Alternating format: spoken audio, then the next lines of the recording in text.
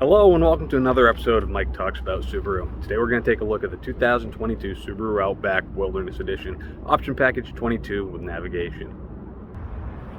Just a quick look around the outside of it, kind of give you some of the overview. We've got the anti-glare matte black on the hood, hexagonal LED headlights, standard on the Wilderness Edition. You have 4 tow points, 2 on each front and the back. 9.5 inches of ground clearance. Extra body cladding to prevent scratching. All-terrain tires. The blackout badging. And of course, Subaru Wilderness badging you can see. 260 horsepower with a 2.4 liter boxer engine versus the 182 horsepower that you would get in the normal 2.5 liter. The Wilderness Edition is capable of towing up to 3,500 pounds with an available tow hitch. Comes with a full-size spare tire and roof rails. Unlike the other models of the Outback, the Wilderness Edition does not have the built-in crossbars. Crossbars are going to be sold separately, as they are an extended crossbar made for overlanding tents and other outdoor stuff. The rear gate of the Wilderness Edition can be opened without pressing any buttons, just by holding your hand in front of the emblem and pulling it away, as well as closing it from tailgate itself. You can also open and close it from the key fob or inside the car, and open the fuel fill door, which is located on the passenger side of the vehicle. It's just a matter of pushing on the door to release it, and you've got your fill cap. Looking at the interior of the car, it comes with the Subaru StarTex upholstery, which is a leather alternative. It is water resistant, it is soft, it is comfortable, and it is easy to clean. Now that we're in the car, I just want to talk to you about some of the features and the buttons, what everything does. A lot of this might be obvious, some of it you might not have any idea. So just a overview of what everything does and how everything works inside of the vehicle.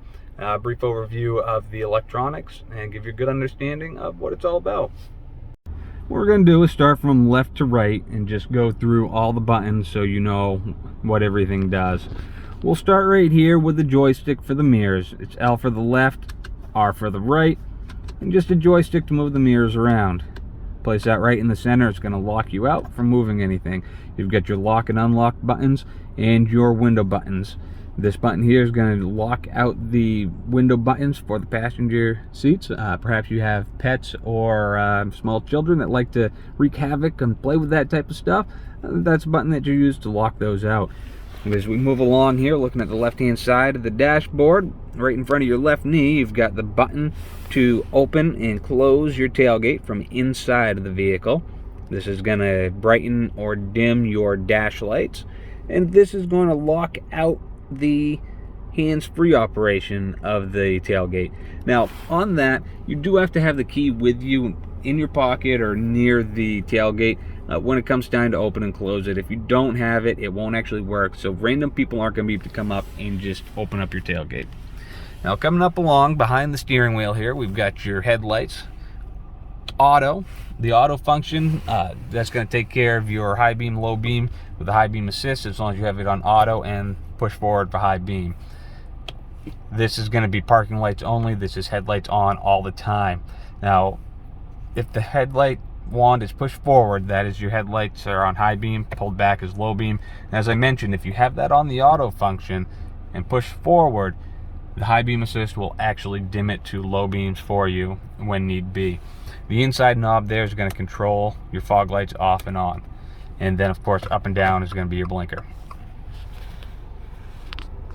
To the right hand side, you've got your windshield wiper. Now if you're familiar with any Subaru at all from the last 20 years, they've all used basically the same type of method.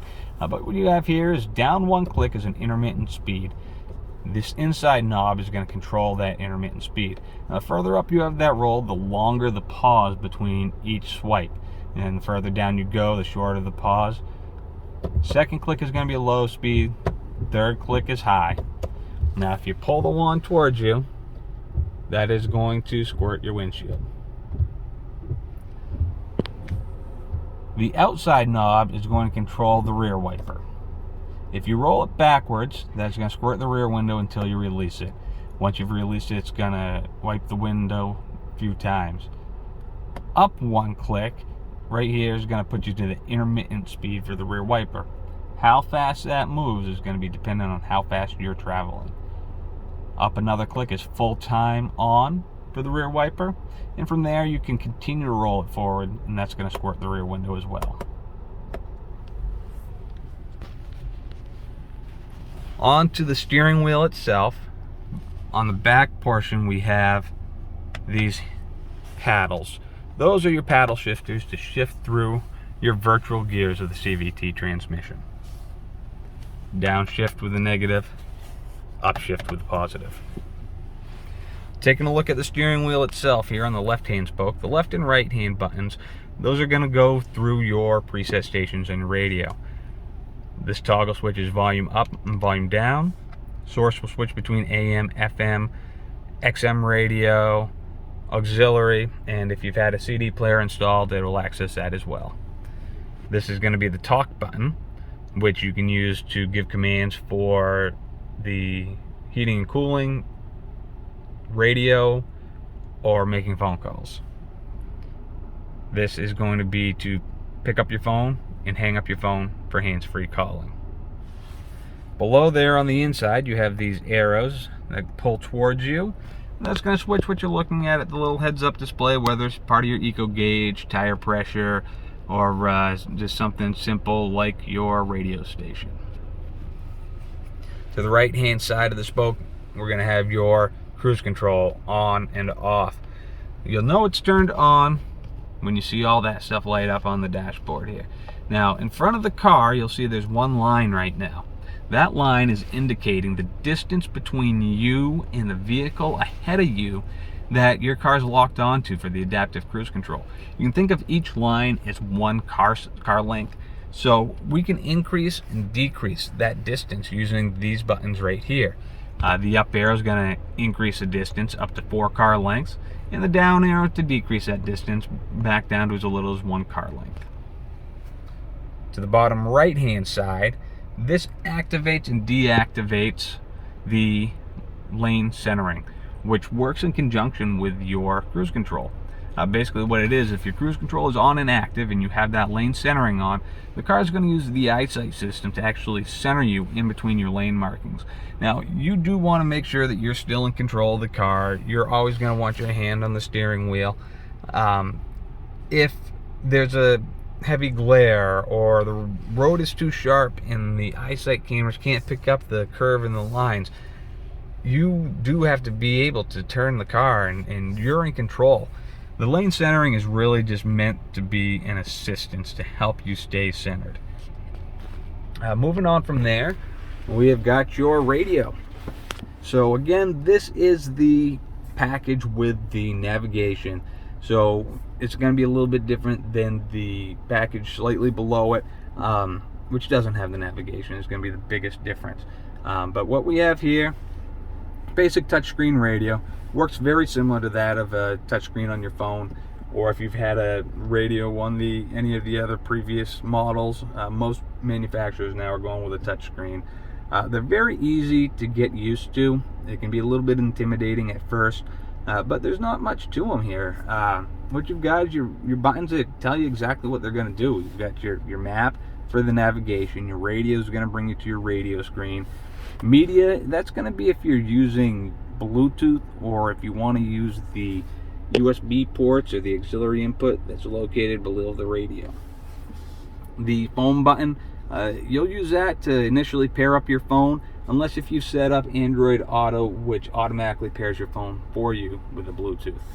The apps button is going to bring up a few different things. Subaru Starlink, which is a subscription-based service that allows you to do the roadside assistance, appointment scheduler, and in some cases, if you've signed up for it, the concierge services. Apple CarPlay, Android Auto, you'll see are grayed out right now because my phone is not plugged in to the radio, so it doesn't have access to those. As of right now, all the Outbacks on actually all of our lineup, aside from the new incoming Solterra, you have to be wired to the radio in order to use the Apple CarPlay or Android Auto. Nice part about that is your phone's always charging when it's being used. Sirius XM Travel Link, that's going to be part of the Sirius subscription. It's going to give you access to things like local weather, gas stations, gas pricing, stock updates, a few other things that you can find in there, sports updates. And then my Subaru, I misspoke earlier, my Subaru is actually the button that you'd use to access the concierge services, the appointment scheduler, and roadside assistance. Starlink is actually an app that you can download that will allow you to interact with the infotainment differently on your radio. It's just a service provided by Subaru that gets you things like you can use Magellan Maps and stuff like that, versus using your Apple CarPlay and Android Auto. Car info is going to bring up a few different things that you can see. Driving statistics, that's going to give you your angle of approach, what your all-wheel drive is doing. Your advanced packages, this is just showing you what you actually have active. Right now, our pre-collision braking, lane sway warning, eyesight features, blind spot detection, reverse automatic braking, park assist, it's all turned on right now. It's showing the auto headlights as not being on only because the fact that it's not dark out yet, so they're not active. Maintenance is just going to show you when your oil changes and oil filter, tire rotations, all that is actually due. Moving down below that, this is going to bring you to the quick menu for car features. Say you want to turn off your traction control or activate the X mode, change your cruise control characteristics, so how fast it accelerates with the automatic cruise control, turning on auto vehicle hold, your steering responsive headlights, auto start stop. All the features sometimes you might want to turn off, perhaps you don't like them, they're features that you're not used to, and you just don't want to use them, you can turn them off here. I will go over X mode towards the end of the video, gives you an idea of what that is. Steering responsive headlights, as you turn while moving, the headlights actually pivot in the direction you turn so that you can see into your turn. And the auto start stop is actually developed a long time ago. People don't realize that it's not really new technology, but what it does is when the car is fully warmed up, as long as it's safe for it to do it, it's going to come to a complete stop when you turn off when you come to a complete stop at stoplights, toll booths, things like that. The idea is that it's going to actually conserve gas, and it's better for the environment on what is actually the car is going to actually let out for pollutants.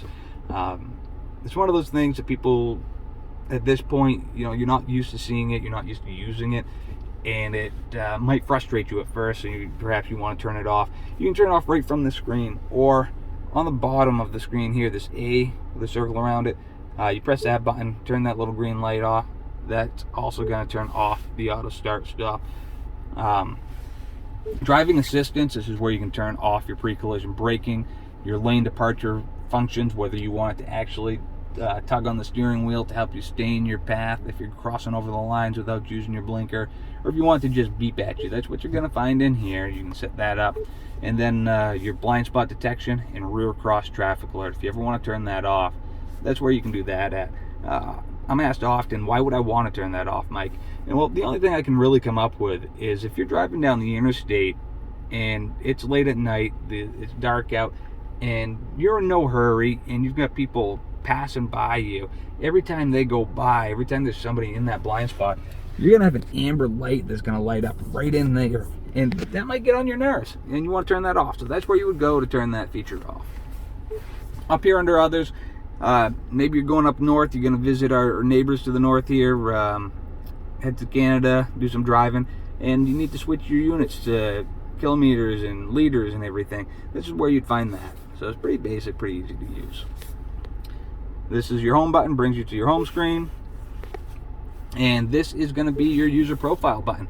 So if you have different drivers in the household that are going to be using the car and they want to set up their radio a little bit different, that's essentially what you're going to find in here. Now up on the top, you're going to notice there's an arrow to the left and the right, and that's just going to go through a few different spots up here, different things that you can view. And there's also going to be the X mode on and off in the different modes. So what X mode is, it's a more aggressive, more responsive all-wheel drive system, as well as hill descent control. So what I mean by that is, if you're going down a slippery slope and you need to concentrate more on steering, you don't want to be braking and sliding. What's going to happen is if you engage X mode and you approach this downhill at 3 miles per hour, the car will actually use the all-wheel drive and the braking to limit you to that speed so you can concentrate on the steering of the vehicle. Then the X mode is that more aggressive off-road style. So if you're driving through snow and dirt or deep snow and mud, that is where you would go to adjust those all-wheel drive dynamics. Looking at the climate control, we have different options for adjusting it. If you want to just adjust your temperature real quick, you can talk to the radio. Not everybody's comfortable doing that, but you can simply press the talk button on the steering wheel, release it. Please say a command. Change driver's temperature to 72 degrees. Okay, setting temperature to 72 degrees Fahrenheit. Just like that. I've changed it just by using voice. Now, other options include using the hard touch buttons to the outside to change my temperature. I've got my up and down arrows here. Same thing for the passenger side. I can come here and I can press the button to the left or the right for the passenger side, and that's going to bring up my big screen where I can drag and drop, or I can just poke and control it that way. To the bottom, if I hit the sync button, that's going to sync up the passenger side to whatever temperature I've pressed on my side. There's also where I can adjust the heated seat settings. Same idea for the passenger side. Now if I bring one of those up and I don't touch it, after 3 seconds it's going to time out and close. Adjusting the fan speed can be done right here, or if you press right in here where the little stick figure guy is, it's going to bring up our big screen. Here I can change fan speed right here. I can adjust where it's blowing to. I can use auto mode where it chooses where to blow and the fan speed to keep the temperature what I have it set to. Or I can hit the maximum AC and I can turn on and off my air recirculator here as well. And then of course on and off turns it on and off. And this is just going to be a quick button for AC on and off. That can actually be changed what that button is inside your settings. Now you may have noticed while I was in the climate control that there's no button for just full defrost. That is actually turned on with the button to the outside here. That puts it on full defrost to the front window. Your rear defrost is located to the right hand side. When you activate that, it's actually going to turn on your rear defrost, your heated exterior mirrors, as well as your windshield wiper de-icer. Volume control for the radio is found to the left hand side knob. Right hand side is going to be your tuner button. Parking brake is going to be electronic. That's located right below the radio. And then of course you've got your cubby here where you can actually put your cell phone. There is an option for a wireless charger to be installed there. So if you have a phone that's capable of wireless charging, it takes up most of this little hole, but when that's in there, your phone, you set it right in there and it'll charge while you're using it. One other thing that I did want to mention on the radio, if you press and hold the volume button for about 5 seconds, it's going to bring up this screen where it'll tell you can turn off the screen. Then you just press and hold the volume, or press the volume knob again to turn that back on.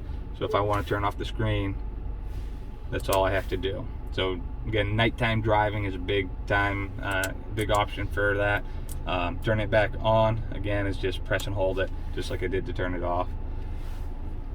One thing down here that's going to be unique to the Wilderness Edition, unless if you get into a touring package of the Outback, is the front view camera. So this button right here, when I press that, it's actually going to bring up a front view camera. Very similar to your rear view, except you're looking at what's ahead of you. So if you are off-roading, and as you look out over the vehicle, and you can't really see what's exactly right in front of you, this is going to give you that 180-degree bird's eye view of what's going on.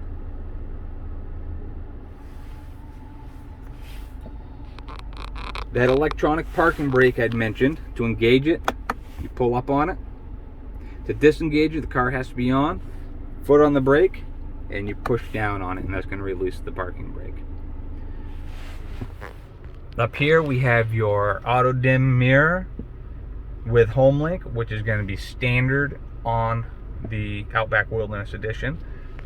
And these two cameras right here and here, those are for the eyesight. That's going to give you your pre-collision braking, your adaptive cruise control, lane sway warning, lane keep assist, those extra safety features that are going to keep you safe. Behind there we have our sunglasses holder, SOS button for emergency medical assistance, and roadside assistance button. Now if you accidentally hit one of those, you do want to make sure that you disconnect the call. It's done easily just by pressing and holding the button for about 3 seconds. And then behind those is going to be your map lights on and off. Just press them, and then right here is going to control your moonroof. So how this works is you have your shade, which you can open and close manually here. The moonroof itself, if you want to vent it, the button, you just push up on the button, and that's going to vent, and then push forward on the button to close that. To slide it open, push back on the button, and it's going to open right up. And again, closing it, just push forward on that button. The Outback does have a little shelf here that you can use for your cell phone. Passenger cell phone can be put over there. If you've got, maybe this is full of change or straws from Dunkin', anything like that. And you do have water bottle holder in each door, and your cup holder up here.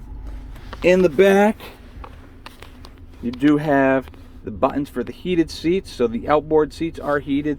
Those are controlled right here. And then underneath here is going to be USB ports, which can be used to charge phones and accessories and such. So that is going to be the basics here on the Wilderness Edition Outback in the 22 package. As always, if you've got questions, please comment below. I'm happy to help. I can make videos to walk you through any questions that you might have on any of the newer Subaru products that I can get my hands on. Thank you for watching. Don't forget to subscribe.